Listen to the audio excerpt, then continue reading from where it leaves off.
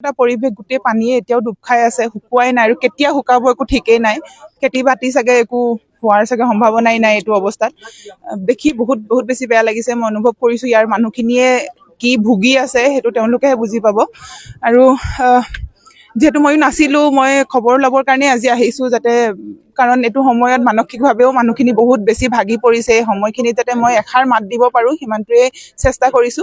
আৰু মোৰ টীম লাগিয়ে আছে, যিহেতু আমি ট্ৰাই কৰিছিলো যে এতিয়ালৈকে প্ৰায় 400 ঘৰমান মানুহক সাহায্য প্ৰদান কৰাৰ, আৰু আজিও অলপ বস্তু লৈ আহিছো আৰু কিবা এটা আমি DC ফাণ্ডতে দি থৈ যাম। আৰু যাতে কাৰণ নাজানো এইটো সময়ত আমি কিমান সহায় কৰিব পাৰিম, মই নিজৰ ফালৰ পৰা মই নিজে বুজি নাপাওঁ। কিন্তু মই মাত্ৰ প্ৰাৰ্থনা কৰিব পাৰিম যাতে সোনকালে যাতে এয়া ঠিক হৈ যায়, মানুহখিনিক যাতে শক্তি দিয়ে ভগৱানে, যাতে এইটো পৰিস্থিতিৰ পৰা বাহিৰ ওলাবৰ কাৰণে।